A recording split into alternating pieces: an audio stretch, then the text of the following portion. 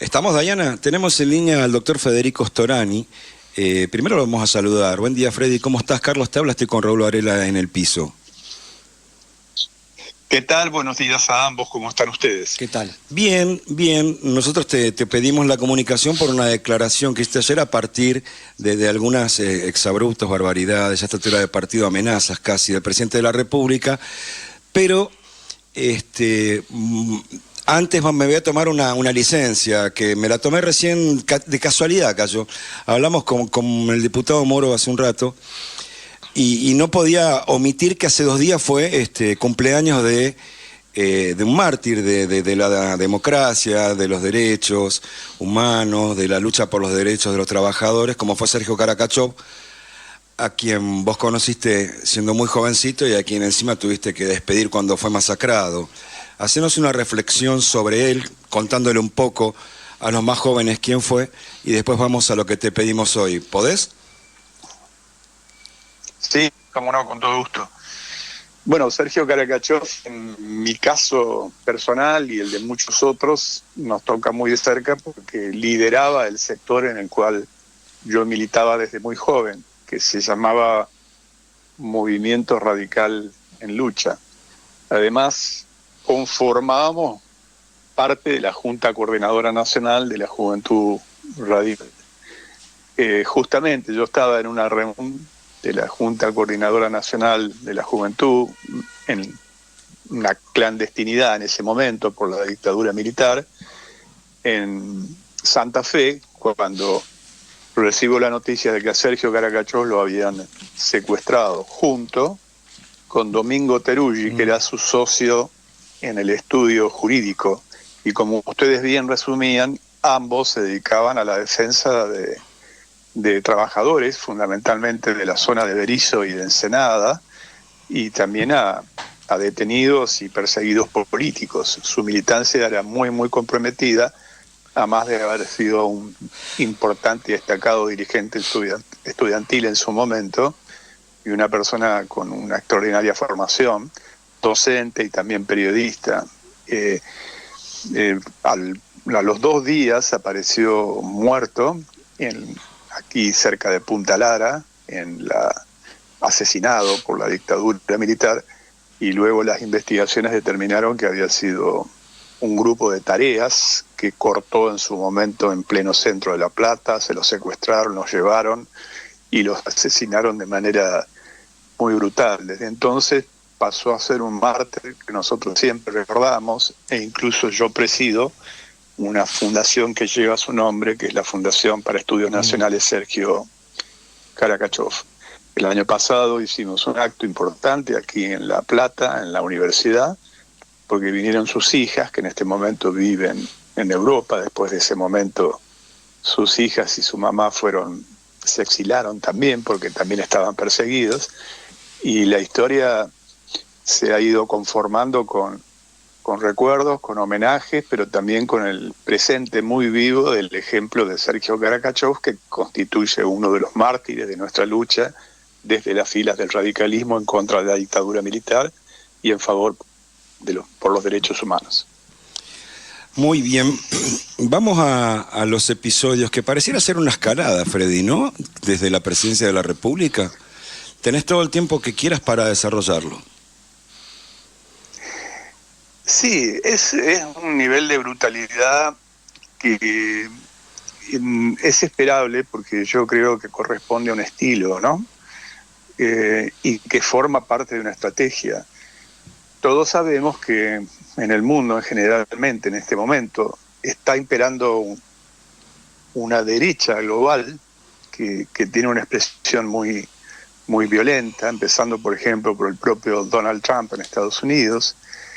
Y recordemos que incluso en la primera administración de Trump, su asesor principal, que era también de extrema derecha, Steve Bannon, le aconsejaba literalmente inundar de mierda, esa era la expresión, las redes sociales, para instalar las llamadas fake news, que luego se pusieron de moda en todo el mundo. Pero de eso se saltó a una agresión pública para producir permanentemente una polarización con la estrategia de amigo-enemigo y de vivir en grieta permanente.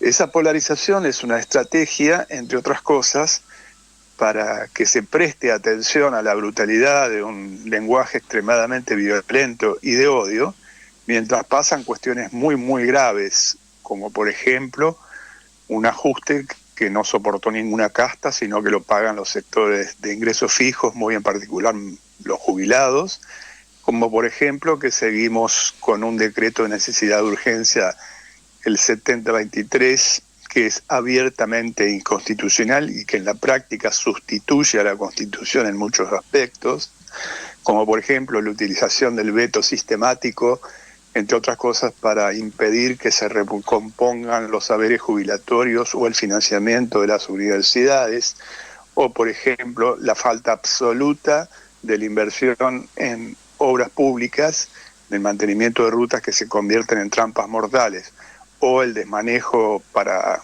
situaciones catastróficas como inundaciones y fuego.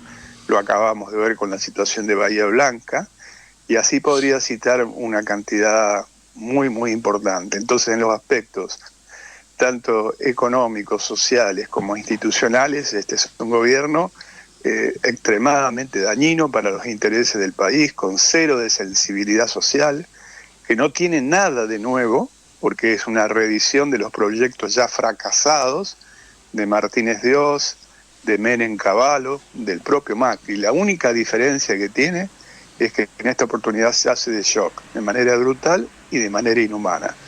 Y la doctrina de shock, que fue ya estudiada por Naomi Campbell en su momento, muy claramente determina que el shock es una estrategia a los efectos de producir los mismos situaciones que un acto de terrorismo, paraliza por miedo. Y eso lo vemos ahora con el aumento del nivel de la desocupación. En este momento hay un aumento de la desocupación que significa que la gente tiene miedo a perder el trabajo, a la precarización del trabajo.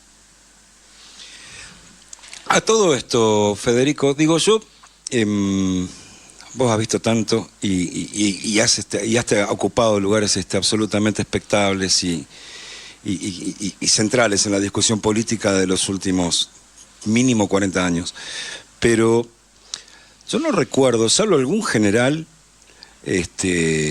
durante la dictadura que anduvo por la provincia de Buenos Aires, tratar de la manera que se trata por pensamiento a otro, condenarlo poco menos a que estaría bien si desaparece o si se lo encarcela o lo que fuera. Y yo no sé si vos ves el riesgo que, supongo que sí, digo, pero ya es para preocuparse un poco, ¿no? No, un poco no, mucho, porque es un uso y abuso que, si bien puede formar parte de una estrategia, es tan brutal ya que genera un discurso de odio. Y eso, como es expresado por la máxima autoridad del país, el presidente de la Nación, que debería ser quien predica con el ejemplo y hace todo lo contrario, se traduce hacia abajo. Por eso es que cada vez vemos más intolerancia. La democracia, en su definición más elemental, es convivencia, pluralismo, tolerancia, respeto a las ideas ajenas, y aquí se hace todo lo contrario. Se trata de imponer un pensamiento único. A quien no comparte ese pensamiento se lo descalifica de manera brutal, ni siquiera con respeto, sino de manera muy brutal, y se lo tilda de enemigo. Por lo tanto, aquello de la filosofía de Carl Smith, que fue un filósofo del nacionalsocialismo, utilizado por el nacionalsocialismo de amigo-enemigo, está en su máxima expresión y con la máxima brutalidad. Y si ustedes revisan y ven un poco la historia, van a observar que se utiliza la misma terminología: ratas inmundas y todas estas cosas, rastreros, piojosos, mandriles. Sí, degenerados. Sí. Degenerados, un uso y abuso también de todas las alusiones desde el punto de vista sexual, eunucos. Y eso es para producir una fuerte descalificación que exacerba y saca lo peor de cada persona, y los seguidores repiten eso, y de ese discurso de odio a la posibilidad de llevar a la acción hay un tramo muy corto que muchas veces se expresa en una crispación cada vez mayor que existe en la sociedad. Por eso nosotros en el Foro por la Democracia, que lo integramos de manera plural, distintas integrantes de diferentes partidos políticos y organizaciones sociales, hemos emitido una declaración muy concluyente repudiando esta metodología, que no es nueva, pero que se mantiene muy lamentablemente. Freddy, justamente, ¿cómo estás pensando la cuestión electoral en la provincia de Buenos Aires para enfrentar todo este discurso cruel y fascista del gobierno? Porque te estuve siguiendo en algunos reportajes donde planteaste rearmar, reconstruir la histórica lista 3, pero por otro lado el presidente del Comité Provincia estaría pensando otra cosa, Manes estaría armando algo distinto. ¿Vos qué es lo que estás pensando concretamente? Mira, en términos generales yo pienso que, y lo he dicho también en distintas entrevistas, hay que buscar una confluencia entre un pensamiento socialdemócrata, que muchos de nosotros expresamos, y un pensamiento social cristiano. Es un poco la herencia que dejó vacante la muerte del Papa Francisco, que en realidad era combatido incluso por este mismo gobierno cuando lo tildaba como que era el enviado del maligno en la tierra y tantas otras cosas, como también dijo en su momento, porque se ocupaba de aquellas cosas que son de alta sensibilidad social, como por ejemplo la defensa de los más vulnerables, la defensa de los migrantes, la defensa del medio ambiente en una encíclica memorable y tantas otras cosas. O el ejemplo de otro reciente ausente como es Pepe Mujica, que también desde otra óptica pregonaba un pensamiento socialdemócrata moderno, como también lo han hecho quienes militaban en este sector de la Unión Cívica Radical. Entonces yo pienso en la necesidad de una convergencia entre un pensamiento demócrata y un pensamiento social cristiano, que puede expresarse en aquella idea de Raúl Alfonsín como un tercer movimiento que sea capaz de poner un cinturón sanitario a esta expansión del fascismo, porque esto que estamos viviendo es una expresión brutal del fascismo. Cuando se produce alguna de las situaciones que hemos visto en el Partido Justicialista y el Partido Justicialista decide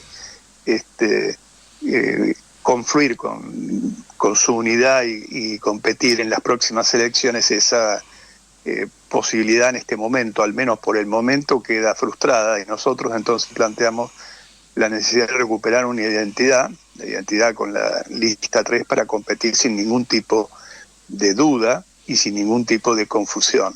Pero creo que para más adelante va a ser imprescindible buscar una unidad mucho más amplia para que sirva de base de sustentación a las reformas que hay que hacer en la Argentina con un sentido positivo y recrear una esperanza.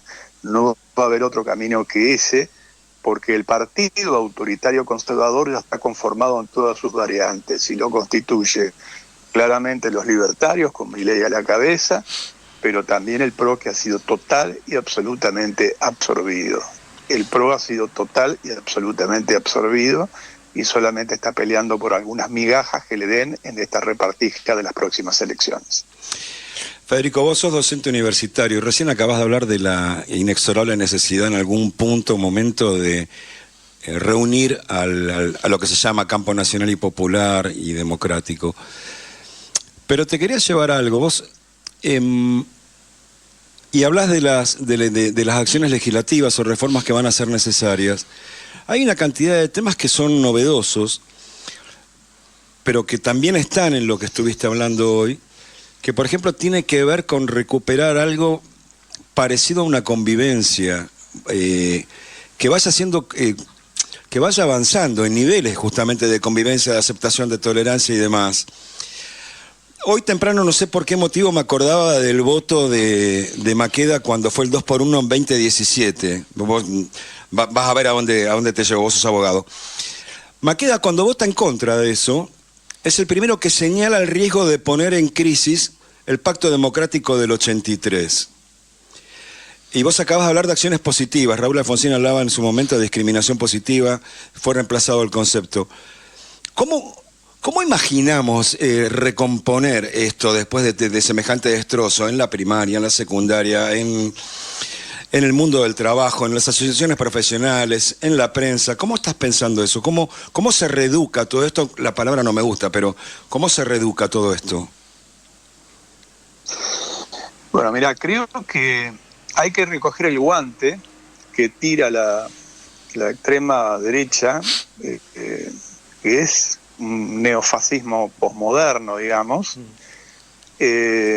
porque el fascismo clásico tenía algunas ideas más proteccionistas desde el punto de vista económico, y esto es neoliberalismo con formas políticas neofascistas. Acá se está yendo de un Estado de Derecho a un Estado de excepción, y de allí se desliza hacia un Estado policial. Esto lo estamos viendo todos los días. Entonces, estas expresiones que se dan tienen que ser combatidas en esto que se denomina la batalla cultural, y esta es una batalla cultural por las ideas, por qué tipo de sociedad, del individualismo exacerbado que se nos quiere meter a un planteo de solidaridad, un planteo de solidaridad bien amplio, es decir, empatía con aquellos más vulnerables, de lo que significa la entrega del patrimonio a la defensa de la soberanía y del patrimonio y de los recursos nacionales.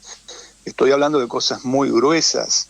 Estoy hablando de la defensa del medio ambiente, ante el abandono también que existe en eso, a la brutalidad, por ejemplo, de decir que la solución acá es salir y meter balas, el tema de incentivar y profundizar las políticas de prevención y de educación, que son lo que hacen una sociedad que pueda tener esa convivencia mucho más vivible, diría yo, y que son aquellas sociedades que tienen los niveles de vida y de desarrollo humano más altos.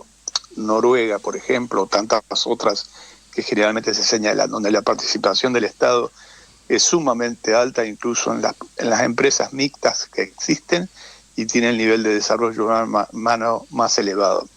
Por lo tanto, yo creo que hay que dar esa batalla cultural, porque aquí existe una descalificación permanente de todo pensamiento que pueda ser contrario al pensamiento neoliberal, pero con formas políticas fascistas que actualmente se expresa, y se hace descalificando de manera brutal con un discurso de odio, y hay que crear conciencia acerca que el camino que nos puede esperar es muchísimo mejor, y que el desarrollo humano tiene que ser nuestra prioridad porque alcanza mayores niveles de solidaridad, de convivencia y de felicidad común.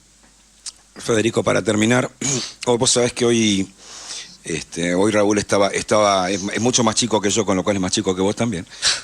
Más o menos, tanto, ¿no? Recordaba que hoy era un aniversario del golpe de Estado a Arturo Illia, y a su vez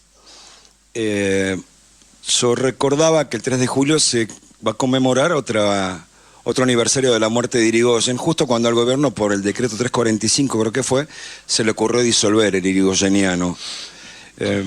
Y acabas de dejar a lo que te preguntamos recién o te sugerimos un mensaje de un humanismo profundo. Y estos dos hombres fueron dos presidentes profundamente humanistas. Decinos algo sobre ellos y no te molestamos más por hoy.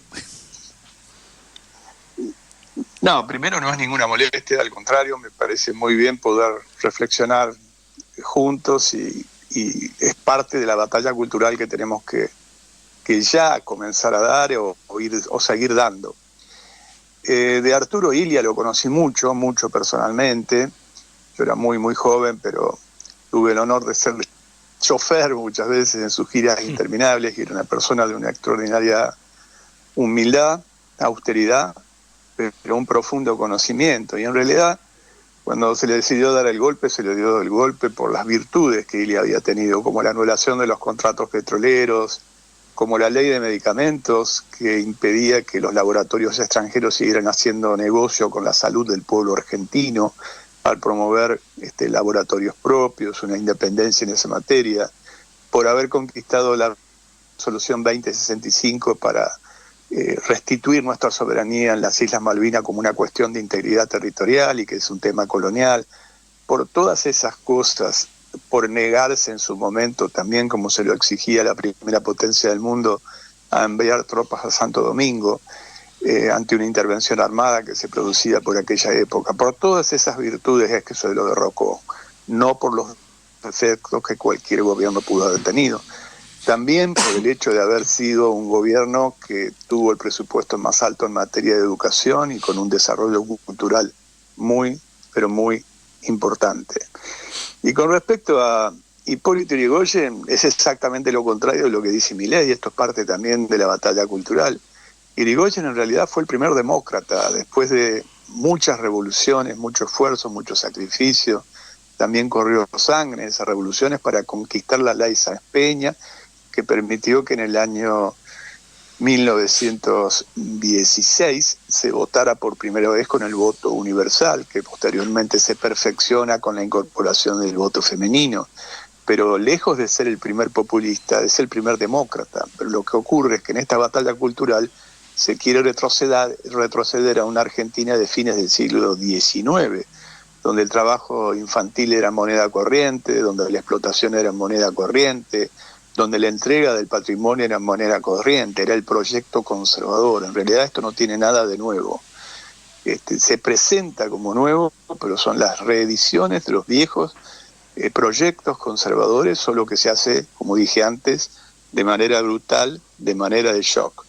Como lo dijo Macri en su momento a Vargas Llosa, si fuera presidente nuevamente haría lo mismo, pero más rápido. Bueno, ese sueño se lo está cumpliendo Milei.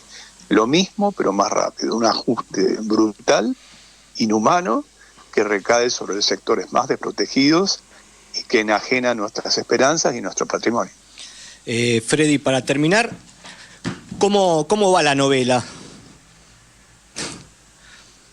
Bueno, la novela va muy bien, está siendo distribuida, es una coedición de Aurelia Rivera Libro, que es una editorial independiente, sí, con Eudeva, y la he presentado en varios lugares de la provincia de Buenos Aires y del país, y me está yendo muy bien, me ha dado una gran gratificación en cuanto que a través de la mezcla de realidad con ficción he podido lograr un lenguaje mucho más potente, claro, para comunicar. Y esto es muy útil sobre todo para las generaciones más jóvenes. Eso es lo que me hacen saber, incluso quienes son muchos más jóvenes que nosotros y lo han leído, y eso me gratifica. Almas quemadas es el título, ¿no? Almas quemadas tiene un anclaje, una recreación de época de militancia universitaria de los 70, pero viene también al presente, va y vuelve.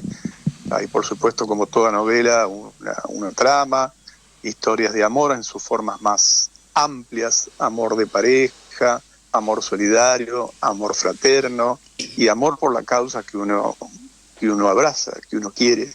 Entonces todos estos condimentos con intriga, con suspenso, con personajes que pueden dar rienda suelta a sus emociones, a su psicología, la enriquecen mucho más, me da la impresión a mí, y logra un lenguaje mucho más potente para la comunicación. Recién me acabo de enterar de esto, Freddy, qué curioso. Aurelia Ediciones, Pablo Alessandrini es el que conduce eso, ¿no? Pablo el Corto Alessandrini, sí. Aurelia Rivera Libro. Vos sabés que Pablo Alessandrini fue el primer presidente del Centro de Estudiantes del Vietes en el 84. Cuando, es una cosa de locos, la vida, cómo se junta. Estoy hablando con uno que fue el primer presidente de la FUA, si mal no recuerdo, por ahí anduvo. Qué parecido que es. Qué parecidas que son las sensibilidades, ¿no? Sí, totalmente. Yo fui electo presidente de la FUA en el 13º Congreso que se realizó en Córdoba en el año 73. Y bueno, me tocó una parte también de la dictadura, muy, muy duro. Parte de esa experiencia obviamente está volcada también en la ficción que yo recreo posteriormente, como dije antes, para darle mayor potencia, ¿no? Que tengas un buen fin de semana, gracias por tu tiempo. Después te vamos a mandar el audio de esto, fue una charla muy, muy, muy, muy amable. Solo una corrección. Sí. Cuando dije, en realidad corresponde a la periodista canadiense Naomi Klein, y yo no sé. Sí, te fuiste por la actriz Campbell, pero lo dejamos pasar. Las mañanas a veces son traicioneras. Sí, Tal vez sea más atractiva, pero en realidad es Naomi Klein, periodista canadiense. Nos vamos con Bueno, Serenata para la Tierra de muchísimas Uno. gracias. Buen fin Gracias. de semana. Chau. Gracias.